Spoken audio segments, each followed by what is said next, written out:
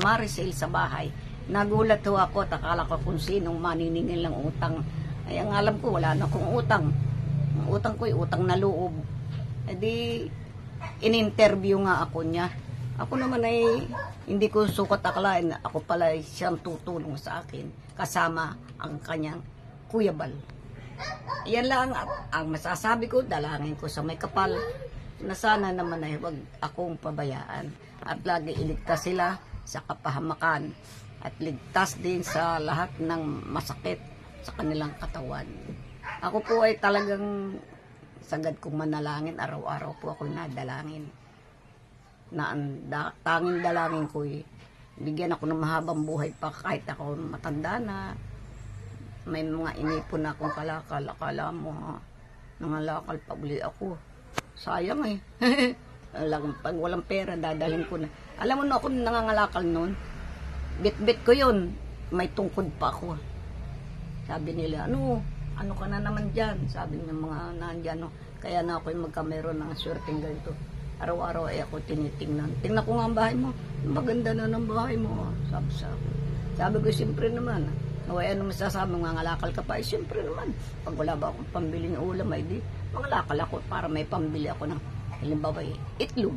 O langis. O, tama na yun. Okay na sa amin maglula yun. 2 itlog. At saka di langis, 5 piso. O di 15 pesos yun. O, ayos na yun. Wala na akong hahanapin pa na ako ay mangungutak ng bigas. May bigas pa naman ako. Dami pa o. Di ba bali, nung unang bigay mo ay 5. Tapos nag-5 uli ano. Tapos ngayon na yung 25. Ay di marami na. 35 kilos na ano. O, di malapit mag-isang sako yan. Ah, ano nga ba? O no? 25. Oh, Bali, ano pala? 35. Oh, malapit na. Ayan namang ano ay, isang sako ay 50 ay. Ano, diba? 50 kilos. Edith, anong gusto mong sabihin kay Kuya Bal? Kuya Bal, nasaan ka ba? Hindi kita malilimot. At na maalala ko lagi mo akong tutulungan. Alalahanin mo rin naman ako. Kahit ako'y ganito, matanda na. Kunti na lang ang panahon ng buhay ko. Hindi ba? Minsan, lagi akong liyo. Pag wala akong gamot, paano na? Nanguha ako ng gamot ko rin, ano?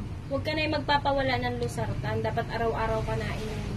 Ay, kaya inom ko pa nga. Oo nga po, dapat araw-araw talaga. Ay, ilan na? 5 na yata. Bukas. Isang araw. Bukas. Ilang araw lang yun? 5 araw na lang. Ako nahiga. Naikot ang aking ganyan. Ay, bawal pala sa iyo ang ano. Baka napupuyat ka na eh. Or baka na-excite ka lang dahil ano na, bago na ang bahay mo, ano? Yan. Hindi naman? Hindi naman. Anong pakiramdam na may bagong bahay? Ay, maginhawa ay. Kasi sabi nila hindi ka na mababasa.